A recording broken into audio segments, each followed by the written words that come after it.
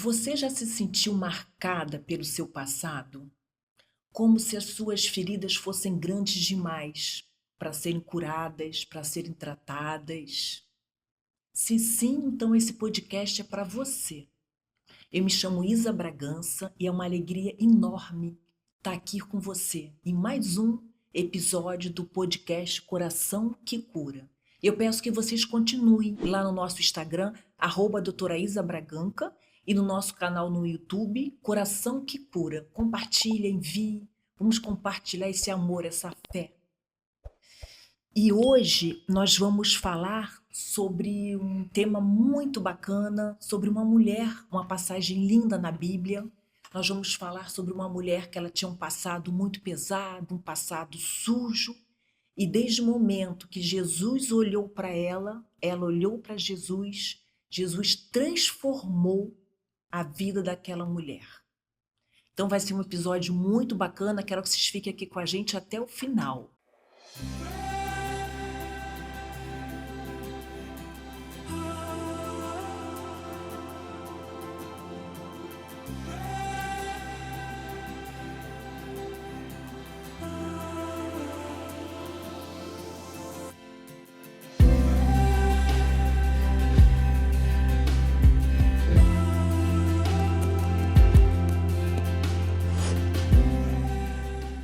E para isso eu tive que convidar uma pessoa especial, pastora Josi. Pastora Josi, muito obrigada por você ter aceitado o convite, por você estar aqui com a gente. Tenho certeza que muitas mulheres serão alcançadas com o nosso episódio. Eu queria que você pudesse falar quem é a pastora Josi. Olá, Isa, tudo bom? Boa tarde. É um prazer muito grande, inicialmente, né, de estarmos aqui participando desse projeto lindo, a qual temos a direção de liberar um profético para o coração de pessoas que vão estar nos assistindo.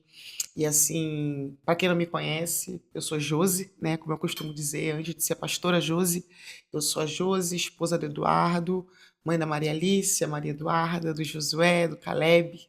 Sou alguém humana, comum, normal. Muitas pessoas olham para o nosso lado espiritual e não consegue, como eu costumo dizer, que antes da espiritualidade vem a humanidade, né. Então, antes de eu me apresentar como alguém espiritual, alguém líder, alguém pastora, eu sou humana. E que dentro desse contexto aqui, a qual nós vamos falar hoje, me identifico muito, porque alguém que foi marcada por algo que vivenciou e se permitiu ser curada e hoje consegue passar, né.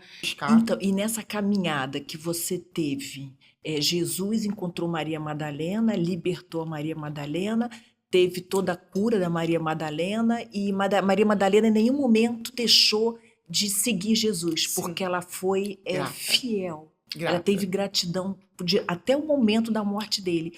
E aí eu te pergunto em relação à tua história de pastora, quando que você teve esse encontro com Jesus e que transformou a sua vida? Eu sei que a nossa vida não transforma da noite para o dia. Uma transformação lenta, progressiva, mas quando que teve o início dessa transformação? Fala esse testemunho para gente. É confrontante, mas eu creio que ele será forte, né. Como você fez a pergunta, eu passei por um tempo, eh, de libertação que inicialmente não foi fácil. Acredito que deve ser por isso a resistência da conseguir falar, porque ele não foi fácil. Quando eu encontrei Jesus, o Jesus me encontrou, até hoje eu não sei quem foi que É. encontrou quem primeiro, eu sei que foi muito difícil. Eu estava passando por uma fase muito difícil no meu casamento, eu estava iniciando o meu relacionamento com meu esposo, e ambos veio da prostituição, ambos tinham algo, uma atuação muito forte, sabe, no mundo, e o inimigo não ia querer perder eu e ele Não. com facilidade.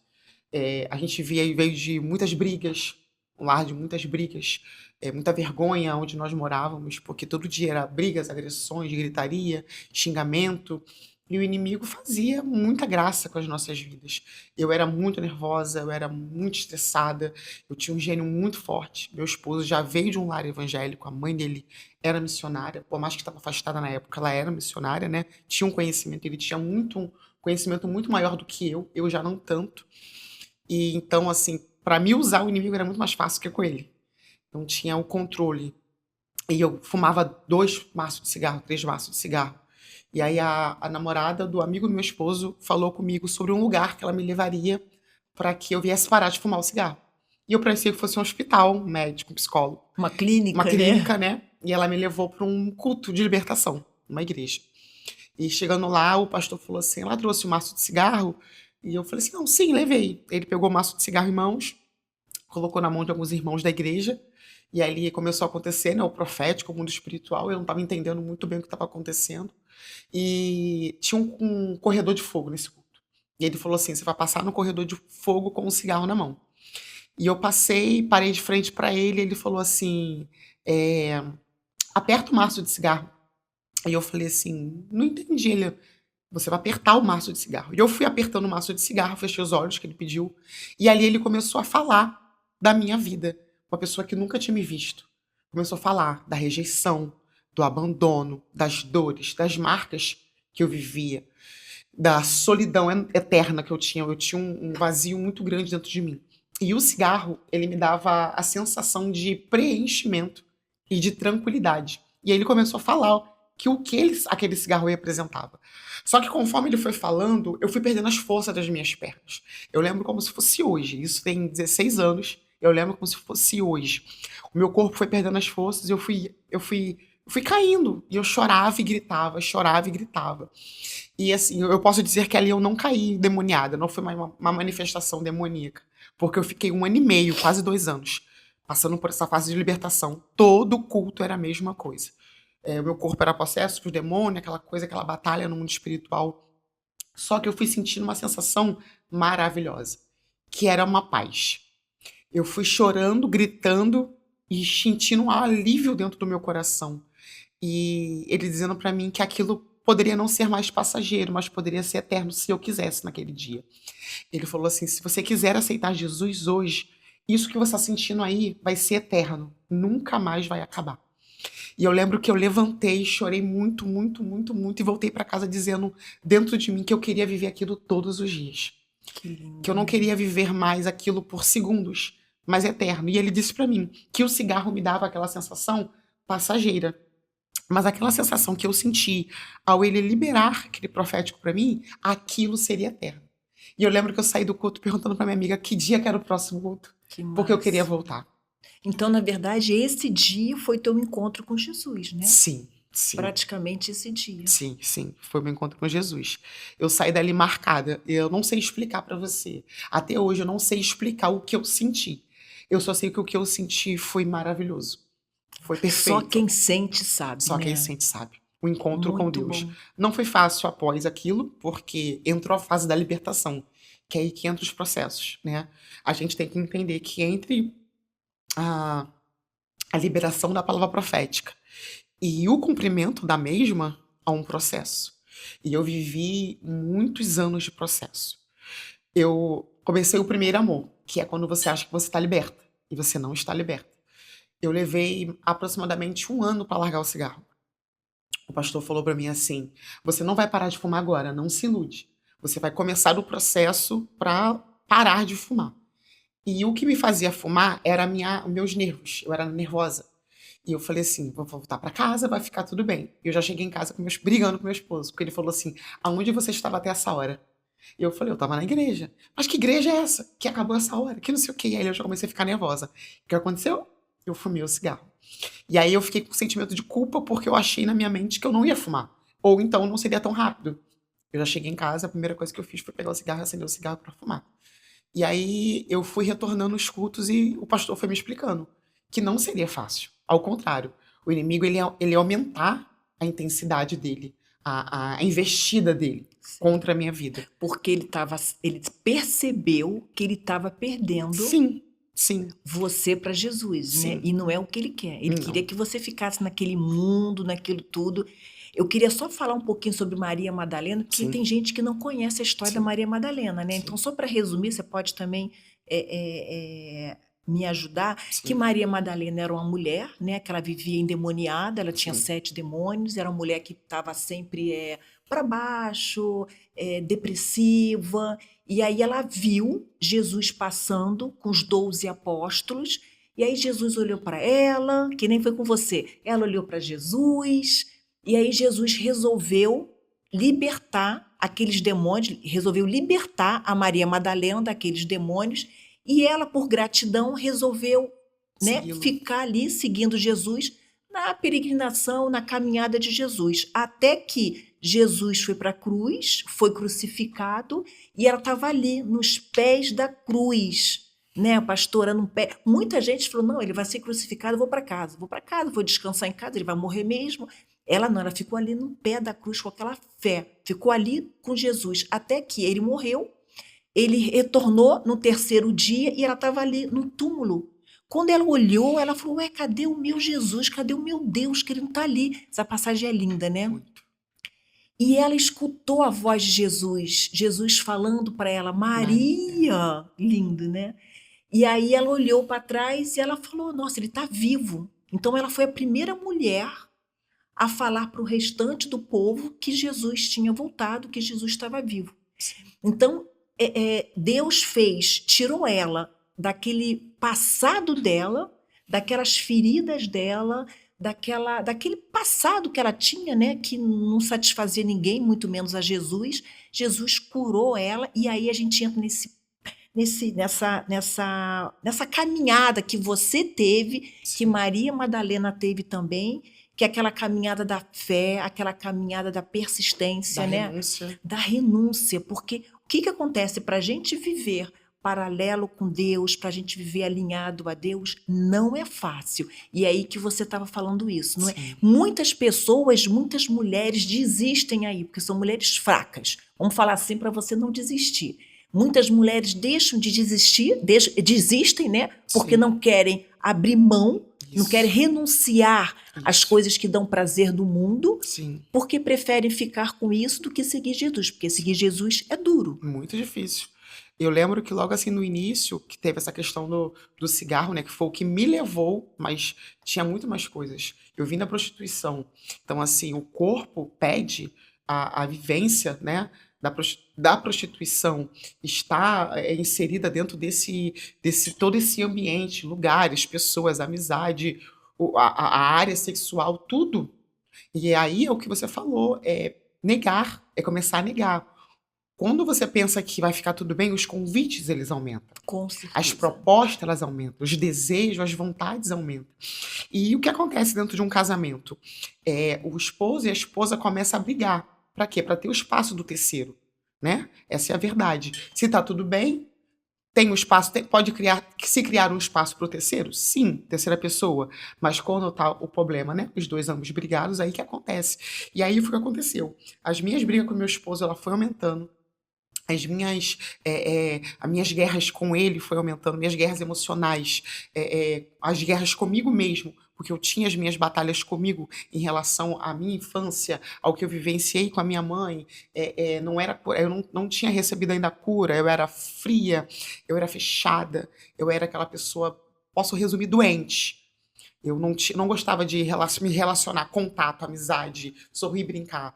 Ao mesmo tempo que eu estava rodeado de pessoas, eu não estava com ninguém, porque para mim era só aquele momento.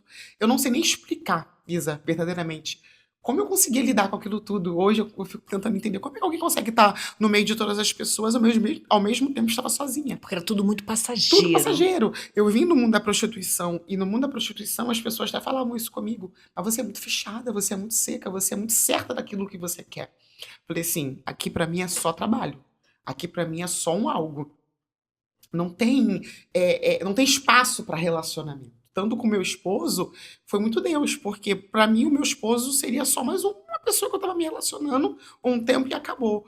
Toda vez que eu me via que algo ia se solidar, né, ter algo firme, eu fugia. Amizade, namoro, tudo, tudo. Era uma fuga, né? Era fuga, Era eu vivia dentro dessa fuga.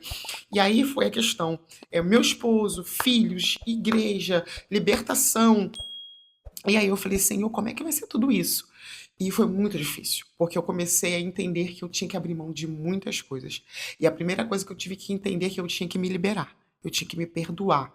Eu tinha guerras comigo, batalhas. Na minha mente, a minha mãe que me criou, ela faleceu de câncer. né. E na minha mente eu achava que a culpa era minha, que eu tinha culpa da minha mãe ter falecido, porque na hora que ela mais precisou de mim, eu me ausentei. Como jovem, né, eu tinha 18, 19 anos, eu queria viver. E aí ela ficou doente, meu pai já tinha ido embora de casa, era ela e meus irmãos. Eu era a única menina, meus irmãos, homem, né? Homem, rua. Então quem tinha que estar em casa com ela o tempo todo, Você. cuidando? Eu.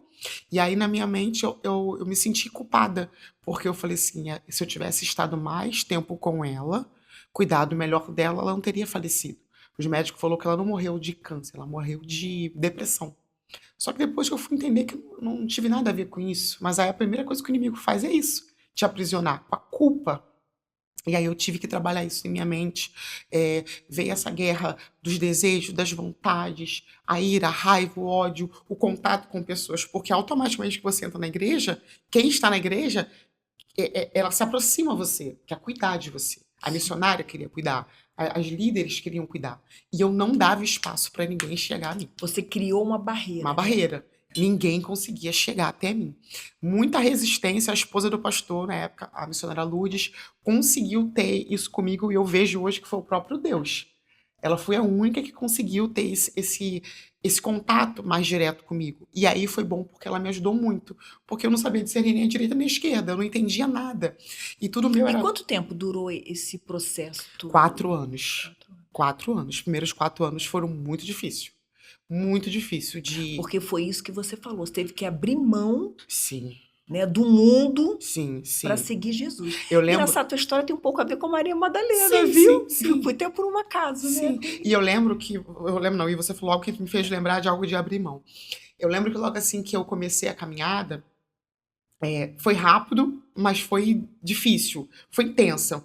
Por quê? Deus sabendo do meu jeito, eu entendo que ele falou assim, com ela não posso dar muito mole, não posso piscar, tem que ser rápido com ela algumas coisas.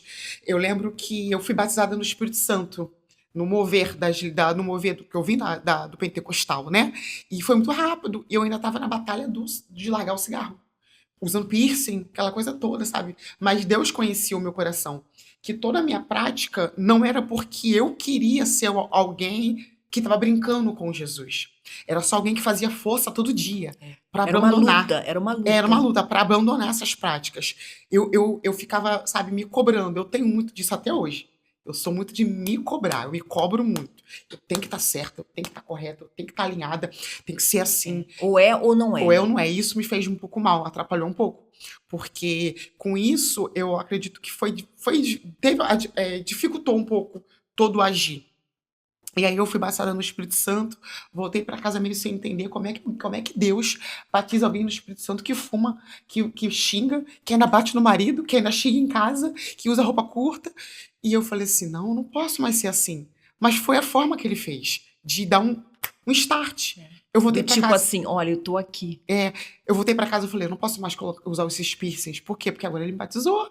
Ele me marcou de uma forma diferente. E eu fui Não, abrir e mão. também tem uma coisa, sem querer te cortar, desculpa, mas o Espírito Santo incomoda a gente. Sim, foi ele. É isso. O pastor cobrava, o meu esposo já estava indo comigo, caminhando comigo, e ele foi rápido. Eu demorei a ir, eu fui a primeira a ir, ele demorou a ir, mas quando ele foi, ele me passou, e eu fiquei para trás.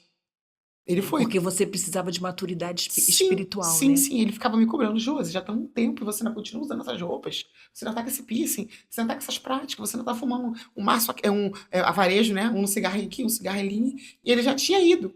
E era guerra dentro de casa. Porque quando ele cobrava, tá me cobrando por quê? Você é quem pra me cobrar? Que não sei o quê. E era pior. Então, literalmente, foi o que você falou. Quando o homem te cobra, não gera resultado. Mas quando o próprio Deus, ele te cobra, é diferente. Quando eu voltei do batismo, quando eu voltei do culto, eu já voltei tirando meus piercings. Voltei tirando tudo. E falei que eu não queria usar mais aquelas roupas. E aí eu lembro que no quintal da minha sogra, eu fiz uma fogueirinha de 32 shorts. Eram 32 micro shorts. E eu falei, e agora eu vou ficar com um short só, porque eu só tenho uma bermuda. Aí o meu esposo, você vai ficar com um short só, uma bermuda. Porque se o velho não sair, o novo não entra. É isso aí. E aí eu fui e queimei os 32 shorts. E eu fiquei olhando para aquele short sendo queimado. Eu falei, na minha mente, aquilo ali é tudo para mim. Minhas roupas. Agora você pensa que esses 32 shorts que estavam na fogueira era o teu passado que estava sendo Sim, queimado, né? sim, sim, sim. Porque toda vez que eu colocava aquele short, algo entrava dentro do meu corpo. E aquela Josi que tinha acabado de chegar do culto já morria. É. Era uma batalha Que muito não grande. te pertence. É. Isa, era uma batalha muito grande. Eu imagino o percurso de Maria Madalena, porque que só fala do encontro dela com Deus e da continuidade, Isso. mas não vai a Não, fundo do que, é. o que aconteceu. E existe um a fundo de tudo. Com certeza. Não é algo assim, não é mágico, é uma grande Até porque batalha. Maria Madalena era uma mulher que nem a gente. Não é isso? Né? Sim. De espírito, carne. Então, tudo que a gente sofre, com certeza ela sofreu. Só que isso não está na Bíblia. Sim, sim, Né? Mas que ela passou por um processo sim, dolorido, ela sim. passou. A Bíblia não diz em si, e certo, né? Alguns atribuem ela como uma prostituta, né? Isso, Não é isso. bíblico Não é diretamente, bíblico, mas mas fala. atribui ela como uma prostituta. Aí vamos imaginar como uma prostituta. Como foi essa batalha de se libertar das vontades, da prática, do costume, de tudo? Não é fácil. Porque vem os convites e eles não diminuem, eles aumentam. O próprio Deus vai permitir com que os convites aumentem, que as amizades que de repente somem, ressurge. Oi, sumida, que saudade de Mas você. isso é Deus te testando também, É o né, próprio Deus nos pastora? provando. Até que ponto a tua fé vai? Até que ponto você está ali com ele? Até que ponto você está fiel? Sim, e até que ponto nós queremos. Hoje, Isa, nós vivemos um tempo de pessoas que proferem coisas a lábios, mas que não é verdadeiramente ao coração. E aí, quem vai despertar ela da mentira que ela está vivenciando? Hoje nós estamos vivendo um tempo de muitas pessoas com guerras silenciosas, batalhas silenciosas. Pessoas que se acham que estão libertas e elas estão acreditando nessa libertação de si. E Deus está dizendo, minha filha, você não está liberta, não. Acorda. E aí, como é que ele vai te mostrar que você não está liberta? Porque se eu vier falar para a Isa que a Isa não está liberta, a Isa vai tomar aquilo como um ataque, como uma afronta, uma ofensa. E aí, quando o próprio Deus te mostra, é quando você cai. Viu aí? Eu te falei, você não estava bem. Agora, pastora, a história da Maria Madalena, né, que é parecida um pouco com a sua, é importante a gente falar que o passado da gente não diz quem nós somos hoje e não vai impedir dos nossos propósitos no amanhã. Nunca. Então, isso eu acho importante a gente falar, porque tem gente que tem umas feridas no passado e fala assim, mas como eu, né, vamos supor, eu, Josi, que tive o passado, ou que estou nesse passado aqui, estou nesse momento, como que eu posso pensar em alguma coisa melhor na minha vida? Mas às vezes Deus permite a gente ter esse passado, porque se nosso passado fosse um passado muito tranquilo, de repente você não estaria onde você está. Se você de repente não tivesse estado na prostituição, não tivesse fumado, não fosse tão agressiva, de repente você estaria assim tranquilo e não estaria com Jesus hoje. Sim. Você concorda com isso? Sim, sim. Eu entendo que tudo que Deus permite da gente vivenciar tem um propósito. Nada que acontece na nossa vida que não tenha propósito. E não é porque a mulher tem um passado negro que ela não pode ser uma mulher feliz. Sim, sim, sim. Eu sou experiência disso. Isso. Pelo meu passado, hoje eu não seria uma mulher casada há quase 17 anos. E eu sou casada com meu esposo é o pai dos meus 4 filhos. Quanto tempo você está? Há 17 17 anos. anos. Ao mesmo tempo que nós estamos juntos. Agora, com certeza, se vocês não estiverem na presença de Deus, vocês não estariam juntos. Com certeza. A gente fala isso sempre, a gente tem ciência. Porque a porta fica aberta e o que mais tem é a mulher querendo entrar no nosso relacionamento, sim, porque sim, não é feliz e não quer ver a gente feliz. Isso. É uma batalha espiritual contínua, constante. Antes de ontem nós estávamos vendo um filme e esse filme falava muito sobre o que eu e ele vivenciamos.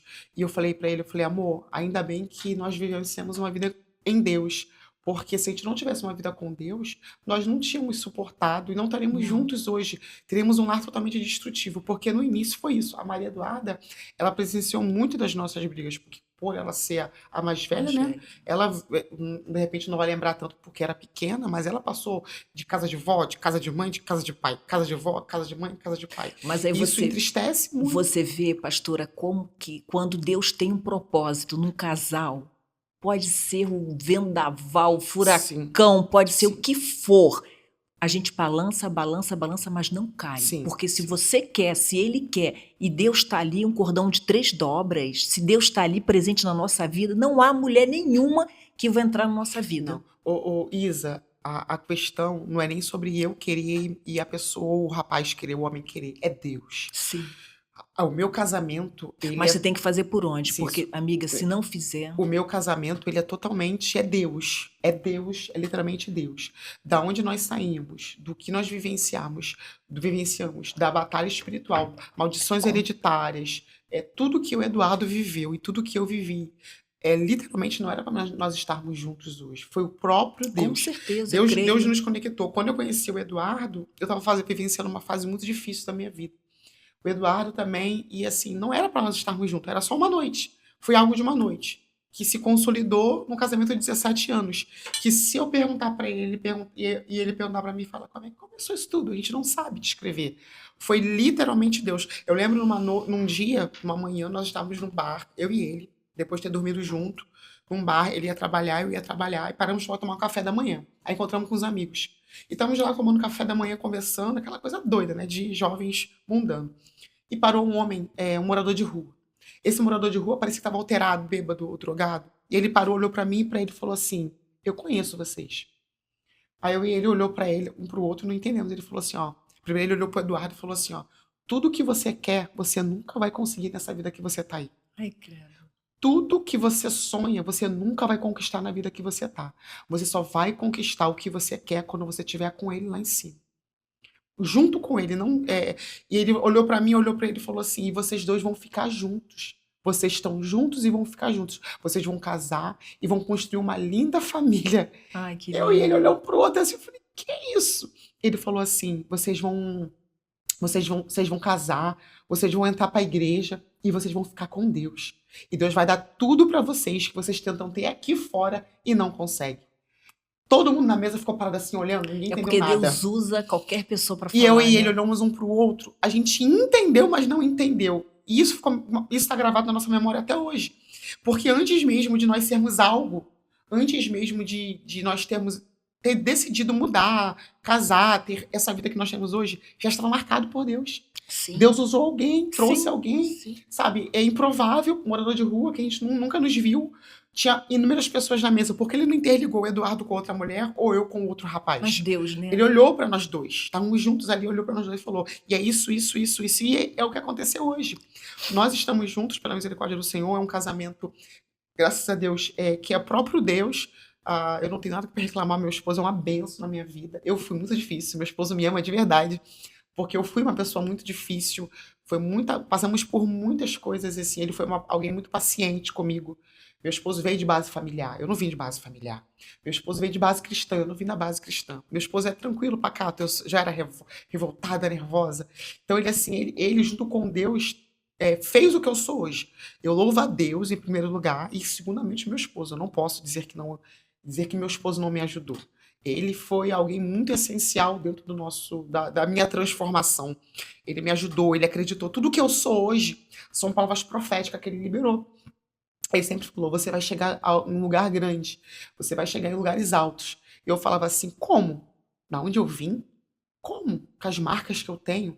Como? Com o passado que eu tenho? Ninguém nunca vai me dar espaço. Ninguém nunca vai me olhar com um olhar positivo.